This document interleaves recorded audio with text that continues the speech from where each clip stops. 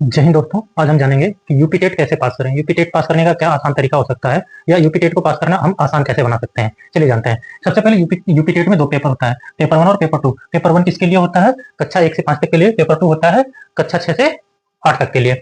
अब इसके लिए आपको शॉर्टकट बता रहा हूँ कि इससे डीएलएड यानी बीटीसी चाहिए, इसके लिए आपको बीएड चाहिए, उसके पहले का तो सेम रहता है। अब इसमें जानते हैं कि इसमें पासिंग मार्क्स क्या होता है। पासिंग मार्क्स होता है जनरल और ईडब्ल्यूएस के लिए 90 नंबर और ओबीसी एससी एसटी के लिए 82 नंबर। ये होता है आपका पासिंग मार्क्स। तो पास कैसे करें हम? सबसे पहले आपको पास करने का कोई आसान तरीका एकदम फ्री में नहीं हो जाएगा कि कोई घूर के पिला दे।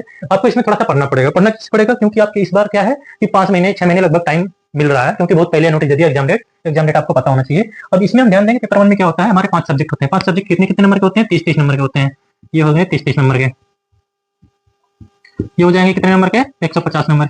ये भी होता है 30 नंबर, ये भी होता है 30 नंबर, ये भी होता है 30 नंबर, ये दोनों मिला के होता है 60 नंबर। दोनों में से कोई एक रहेगा तो ये होता है 60 नंबर। अब इसमें क्या करेंगे हम लोग, जो हमारे पास 5-6 महीने का टाइम मिल रहा है तो हमें पढ़ना पड़ेगा। 5-6 महीने का टाइम मिल रहा है, अगर हम एवरेज स्टूडेंट है तो हमें क्या करना पड़ेगा? थोड़ा पढ़ना पड़ेगा। हम टारगेट ये नहीं करेंगे कि 150 में 150 है। कुछ लोग होते हैं कि 150 में 150 का टारगेट कर लेते हैं। हमें 150 में 150 नहीं चाहिए, 150 नहीं चाहिए। हमें चाहिए, अगर ईडब्ल्यूएस जनरल से है तो 90 नंबर चाहिए, और ओबीसी एसटी से है तो हमें 82 नंबर चाहिए। उसके लिए क्या करना पड़ेगा हमें? अगर मंथली एक टारगेट बनाए कि हमारे पास 5-6 महीने भी है, तो हम एक टारगेट बनाए कि हम एक दिन में एक महीने में अगर हम 4-5 प्रश्न भी रेडी कर रहे हैं कॉन्फिडेंस के साथ, इस टॉपिक किसी भी टॉपिक को इस हिसाब से पढ़ रहे हैं कि वो एक महीने में हमारा 5-6 नंबर जो है पक्का करके जाए, एकदम फिक्स करके जाए। तब भी हम सोचते हैं कि हमारे अगर 5 महीने भी हम अच्छे से पढ़ते हैं तो हमारे कितने नंबर हो जाएंगे?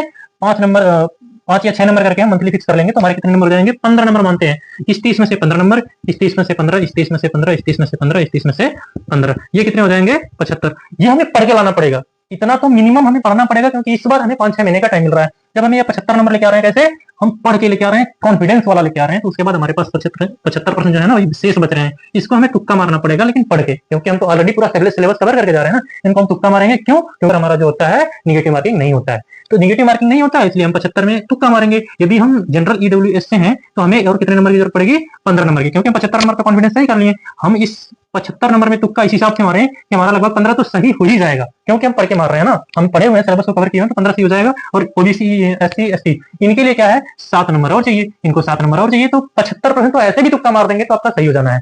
7 प्रश्न अब क्या हो गए? 82 लेके आ गए, क्योंकि 75 तो ये था, 7 लेके आ जाएंगे तो 82 हो जाएगा, आप पास हो गए। सेम इसी प्रकार से आपको पेपर 2 में करना पड़ेगा। पेपर 2 में इसी हिसाब से पढ़ना पड़ेगा कि सेम रेशियो आपका बना रहे और इस हिसाब से आप अपने आप को पास कर लें।